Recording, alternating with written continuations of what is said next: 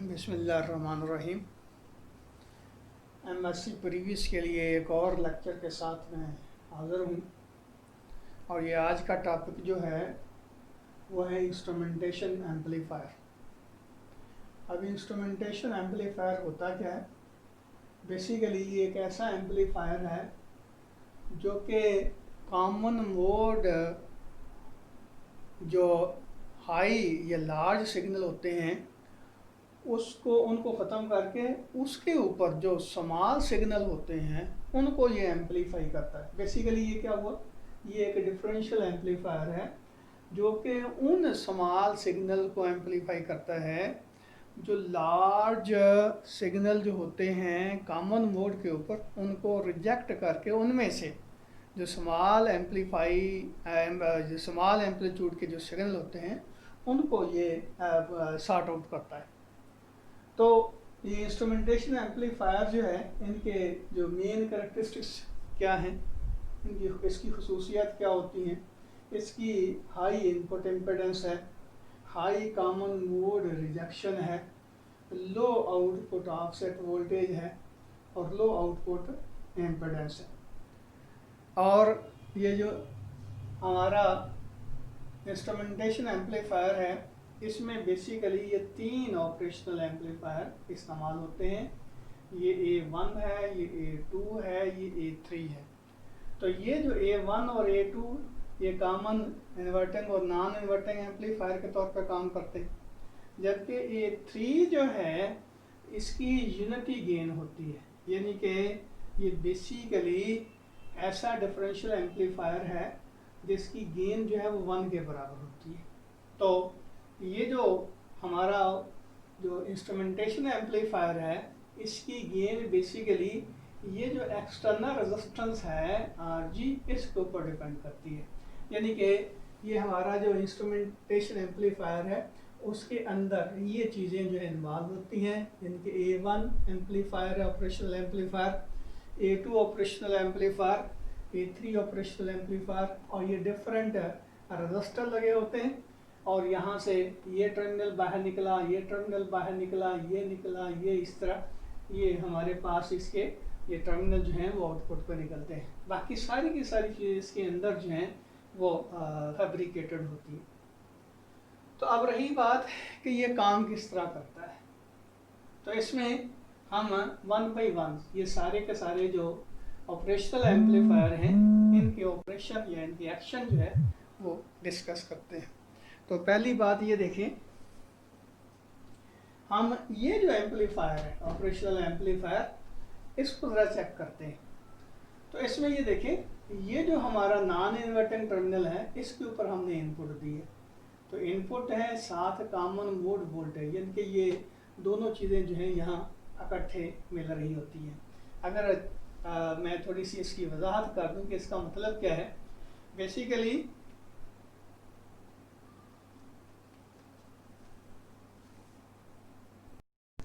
तो इसमें ये देखिए, ये हो गया कॉमन मोड, ये VCM हो गया, और ये जो ये VN हो गया। तो इसलिए यहाँ हमने इनको इकट्ठा करके लिखा है, VN ये वाले और VCM ये वाला। ये सिग्नल जो है उनके ऊपर सिग्नल जो हैं वो इम्पोज होते हैं। तो अगर मौका मिला इंशाल्लाह तो हम ये ऑसिलोस्कोप पे भी आपको दिखाएंगे, जब लो फ्रिक्वेंसी की सिग्नल जो हैं उनको अपेयर किया जाता है उनको, तो ये इस तरह का उसकी वेव फॉर्म जो है बनती है। तो बहरहाल ये मैं इसकी वजाहत करना चाहता था कि VCM से क्या मुराद है और VN से क्या मुराद है। तो VCM ये और VN ये, तो ये यहाँ हमने इसको अप्लाई किया। अब अगली बात ये देखें कि ये जो हमारा एम्पलीफायर है इसके ऊपर एक तो इनपुट यहाँ से आ रही है, तो इसके लिहाज से अगर देखा जाए तो इसकी जो गेन होगी, यानी कि ये एक्ट करता है लाइक नॉन इन्वर्टिंग एम्पलीफायर, तो उसकी गेन जो होती है 1 प्लस R1 और RG होगा। तो V आउट किसके बराबर होगा, यहाँ V आउट किसके बराबर होगा, गेन मल्टीप्लाई बाई VN। तो ये गेन है 1 प्लस R1 ओवर RG और VN जो है वो इसके बराबर, यानी कि VN1 प्लस VCM के बराबर हो गया।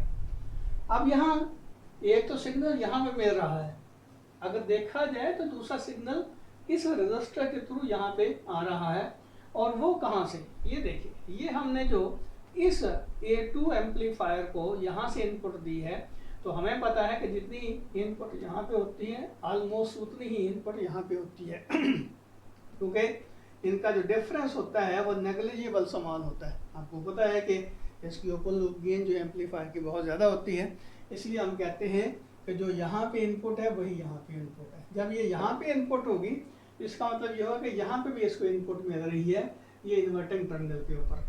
तो इसके लिहाज से अगर देखा जाए तो ये फिर भी आउट, इसकी इनकी गेन किसके बराबर होगी, इसकी गेन जो है -R1 ओवर RG के बराबर होगी, R1 ओवर RG के बराबर होगी। आपको पता ही है कि इन्वर्टिंग जो टर्मिनल अपना एम्पलीफायर होता है उसकी गेन जो है ये feedback register divided by input register और साथ इसका साइन आता है नेगेटिव। तो बहरहाल इसके लिहाज से अगर आउटपुट देखा जाए, यानी कि इस इनपुट की आउटपुट के लिहाज से इसका आउटपुट देखा जाए तो क्या होगा, ये गेन मल्टीप्लाई बाई ये इनपुट। तो इसका मतलब ये हुआ कि Vout1 जो होगा वो इसके बराबर होगा। अब इन दोनों का जो रिजल्टेंट इम्पैक्ट आता है A1 की आउटपुट के ऊपर वो कितना होगा, उसको हम देखना चाहते हैं। तो इसका क्या मतलब हुआ, Vout1 जो होगा वो किसके बराबर होगा, ये आउटपुट प्लस ये आउटपुट। तो ये आउटपुट आएगी 1 plus R1 over RG into Vin1 plus VCM, और इसके लिहाज से अगर देखा जाए तो ये आ जाएगा plus minus R1 over RG into Vin2 plus VCM। अब इसको ज़रा एक्सपेंड करते हैं, तो ये इससे मल्टीप्लाई करेंगे तो ये आपके पास आ जाएगा Vin1 plus VCM plus R1 over RG Vin1 plus R1 over RG VCM minus R1 over RG Vin2 minus R1 over RG VCM। अब ये देखें, ये R1 R over RG VCM, ये माइनस ये प्लस, ये आपस में कैंसिल हो जाएंगे। और अगली बात ये देखें कि इसमें भी और इसमें भी, सॉरी हाँ, इसमें ये और ये, इनमें से Vin1 को कॉमन निकाल दें। तो इसमें से Vn1 को कॉमन निकाला तो ये बचा 1 plus R1 over RG into Vn1, और ये प्लस VCM, और ये आएगा minus R1 over RG Vn2,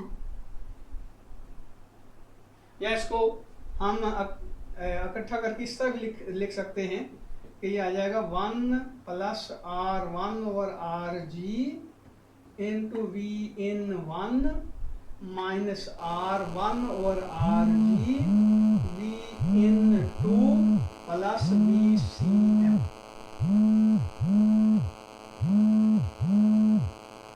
तो अब ये देखें, जिस तरह ये ऑपरेशनल एम्पलीफायर एक्ट कर रहा है बिल्कुल उसी तरह ये ऑपरेशनल एम्पलीफायर भी एक्ट कर रहा है। तो ये देखें, ये है इस पॉइंट के ऊपर है Vout1, तो इस पॉइंट के ऊपर इसकी Vout2 होगी। अब इसी को मद्देनजर रखते हुए Vout2 की अगर वैल्यू निकाली जाए तो वो किसके बराबर होगी, Vout2 आपके पास आ जाएगा 1 plus R2 over RG into Vn2 minus R2 over RG Vn1 plus VCM, यानी कि यह जहाँ पे R1 आ रहा है इसके लिहाज से यहाँ R2 आ जाएगा। और दूसरी बात, जहाँ पे VN1 है इसके लिए VN2 आ जाएगा, और यहाँ VN2 इसके लिए है, वहाँ VN1 इसके लिए है, यानी कि वही प्रोसेस जो है रिपीट करें, तो ये आपके पास यहाँ आउटपुट मिलेगा। अब अगली बात, ये हमारा तीसरा जो एम्पलीफायर है, इसकी गेन हम 1 के बराबर रखना चाहते हैं। तो ये 1 के बराबर, हाँ, बल्कि इसके पहले एक और बात कि ये दोनों जो इनपुट्स मिल रही हैं, इसको मिल रही हैं, तो इसकी गेन जो है हम 1 के बराबर पुट करना चाहते हैं। तो वो किस तरह इसकी गेन जो है वो 1 हो सकती है।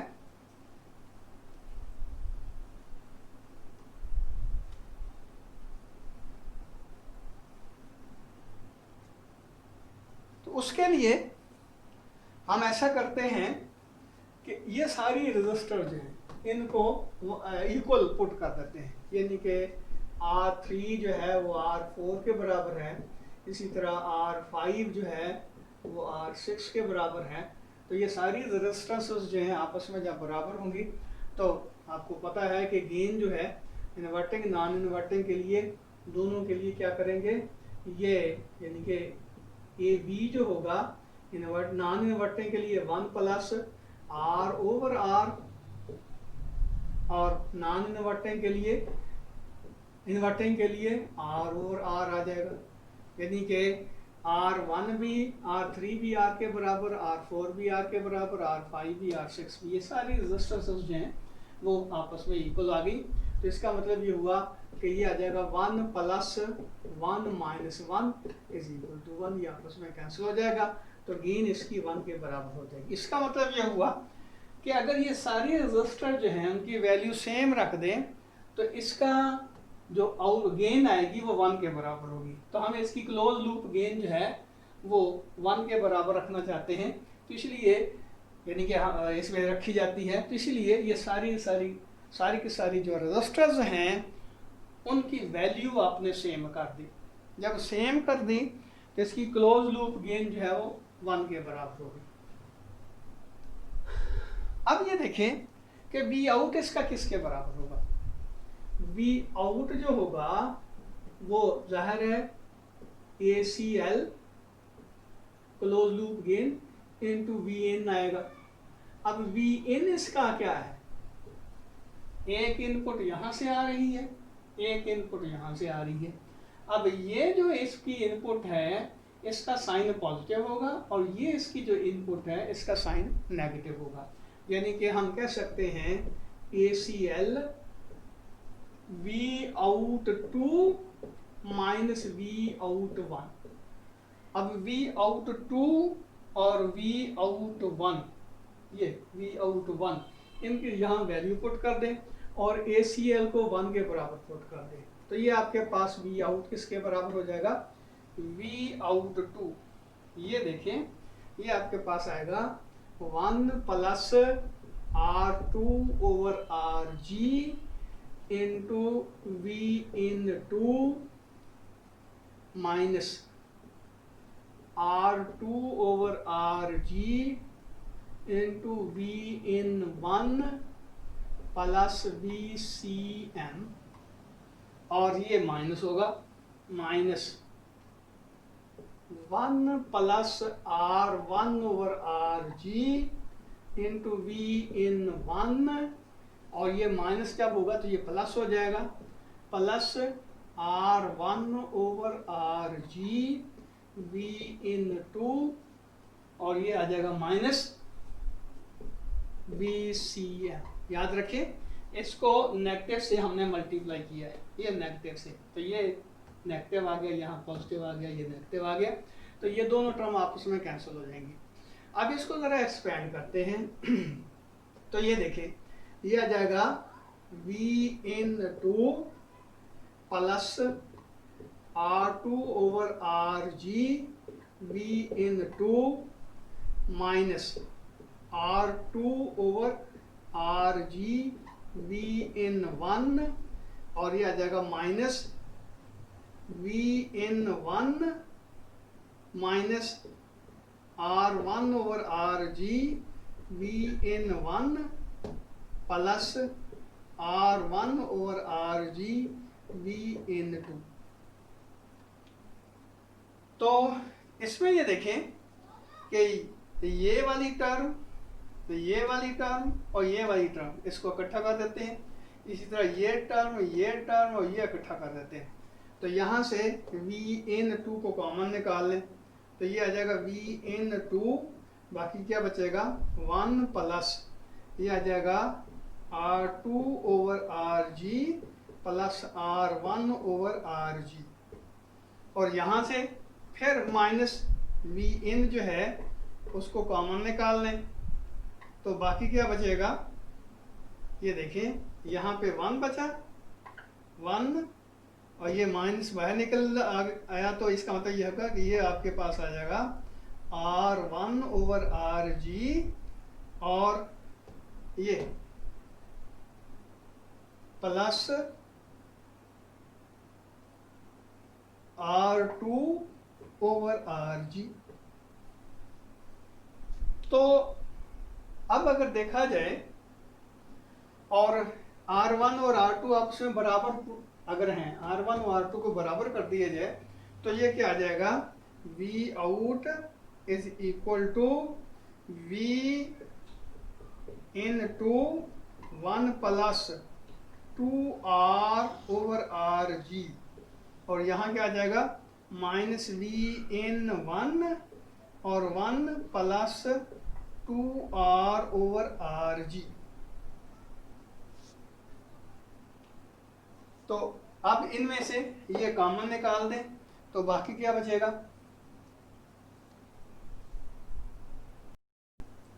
ये फिर देखें, ये V आउट आपके पास क्या आ गया, V into माइनस Vn1, ये टर्म और ये टर्म कॉमन निकाल ली। हो सकता है ये हमारे यहाँ रेंज में ना हो, मैं यहाँ इसको दोबारा लिख देता हूँ, ये वाला साइड शायद नीचे आ रहा है, तो इसलिए ये V आउट आपके पास किसके बराबर हो जाएगा, ये देखें R1 और R2 को बराबर पुट कर दिया, तो ये आ जाएगा 1 प्लस 2R ओवर RG, तो ये आ जाएगा V out is equal to Vn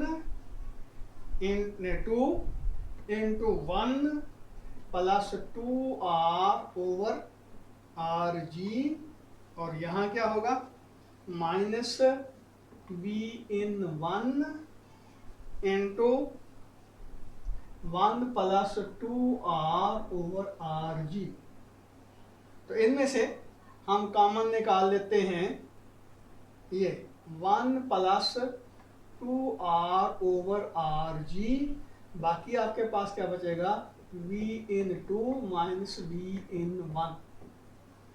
तो आपको पता है कि ये होगी इनपुट और ये होगी आउटपुट, तो हम इसको यूँ भी लिख सकते हैं V out over Vn is equal to 1 plus 2R over RG। तो इसमें क्या है कि Vn2 माइनस Vn1 जो है वो Vn के बराबर, इनपुट वोल्टेज के बराबर है, तो V आउट और Vn जो है इसके बराबर। अब इसको लिखा जा सकता है कि यह है गेन, इसको A से शो कर दें, ये जो गेन होगी ये किसके बराबर होगी 1 प्लस 2R ओवर RG के बराबर होगी। तो यहाँ से हम RG की वैल्यू जो है वो भी निकाल सकते हैं, RG किसके बराबर हो जाएगी, तो ये आ जाएगा 2R over RG is equal to A minus 1, या RG आपके पास आ जाएगी 2R ओवर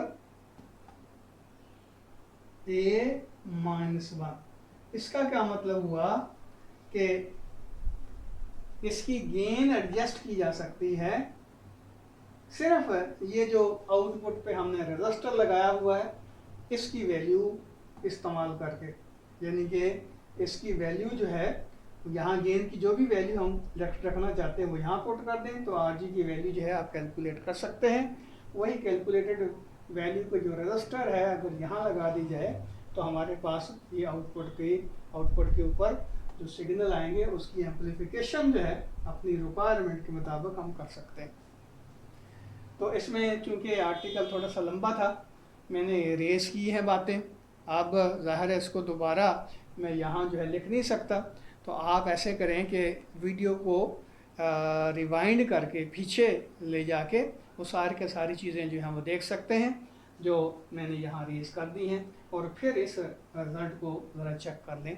तो ये खुद एक्सरसाइज कर लें, इंशाल्लाह उम्मीद है समझ आ जाएगी।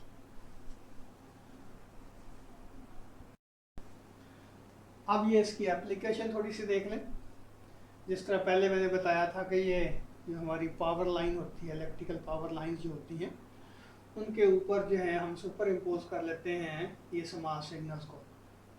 पहले ये जो वाकी टाकी टाइप होते थे ना, फ़ोन होते थे, तो उसमें ये होता था कि एक अगर जो हमारा ट्रांसफार्मर है उसमें एक महल्ले के अंदर जो है वो 6 सेट आते थे कि उस यानी कि जहाँ तक ये ट्रांसफार्मर की लाइनें जाती हैं वहाँ तक जो है वो 2 सेट जो है एक घर में है, दूसरा दूसरे घर में है। तो उसमें यही होता था कि ये जो पावर लाइन के थ्रू सिग्नल जो है या आवाज़ जो है उसको अपना ट्रांसपोर्ट किया जाता था, यानी कि उसकी ऊपर जो मॉड्यूलेशन की जाती थी। तो यहाँ भी वही बात ये देखें कि ये हमारे पास AC सिग्नल्स हैं, ये जो पावर है हमारी, लेकिन उसके ऊपर ये जो हमारे पास स्मॉल सिग्नल्स हैं ये साउंड कह लें, तो ये साउंड जो है इसके ऊपर सुपर इम्पोज कर दी जाती थी। अब होता क्या था कि ये दोनों कॉमन मोड रिजेक्शन में ये एक दूसरे को रिजेक्ट कर देते थे, लेकिन ये जो सिग्नल हैं ये एम्पलीफाई होके ये आउटपुट पे मिल जाते थे। तो ये लाजमी नहीं है कि साउंड के ही सिग्नल हो, आप कोई भी ट्रांसड्यूसर इस्तेमाल करके वो टेम्परेचर मेजर करके, यानी टेम्परेचर का ट्रांसड्यूसर इस्तेमाल कर सकते हैं, या प्रेशर को लॉन्ग डिस्टेंस तक ये पावर लाइंस के थ्रू जो है वो ट्रांसमिट करवा सकते हैं। तो इस तरह ये इसकी एप्लीकेशन है, यानी कि ये जो कॉमन मोड है इसको तो ये एम्पलीफायर जो है वो रिजेक्ट कर देता है, इंस्ट्रूमेंटेशन एम्पलीफायर, लेकिन ये जो स्मॉल सिग्नल है इनको एम्पलीफाई करता है। और इसकी एम्पलीफिकेशन जो है स्मॉल सिग्नल की ये RG के ऊपर डिपेंड करती है, जो यहाँ हमने लगाई है यहाँ हमने लगाई। तो ये MSc वाले बच्चे जो हैं ये पता नहीं कहाँ सोए हुए हैं, तो बेटे ये मेरे लेक्चर जो हैं इनको गौर से समझा करें, इसमें कोई बात ना समझ आए वो आप पूछ सकते हैं, और साथ ही साथ जो है इसमें कमेंट्स कर सकते हैं, यानी कि आपको कोई बात समझ आई है नहीं आई, तो सारी की सारी चीज़ें जो हैं वो मेरे साथ आप डिस्कस कर सकते हैं ये इसके ऊपर कमेंट्स करके। और दूसरी बात ये है कि मुझे लगता है कि ये काफ़ी सारे बच्चों को अभी पता ही नहीं है कि हमारी जो ऑनलाइन क्लासेस जो हैं वो शुरू हो गई हैं। तो ये ख़ास तौर पर CR जो हैं उनकी ज़िम्मेदारी है कि सारे बच्चों को इन्फॉर्म करें, और सारे बच्चे जो हैं मेरा जो YouTube चैनल है इसको सब्सक्राइब करें, ताकि जैसे ही मैं जो वीडियो अपलोड करूं तो आपके पास ये पहुंच जाए, और उसको आप चेक करें, उसको देखें, उसमें जो बातें आपको ना समझ आएँ वो समझने की कोशिश करें। आपके पास बुक भी है तो मैं भी हाज़िर हूँ। तो मेरा ख़्याल है कि अब आपको ज़्यादा समझाने की ज़रूरत नहीं है, माशाल्लाह बड़े हो गए हैं, तो इस लिहाज से आप मेरे चैनल को सब्सक्राइब करें और पूरा जो लेक्चर हैं वो गौर से सुनें, बिल्कुल उसी तरह जिस तरह आप क्लास में बैठे हुए हैं। तो कोई बात जो ना समझ आए वो मुझसे आप पूछ सकते हैं। अल्लाह हाफ़िज़।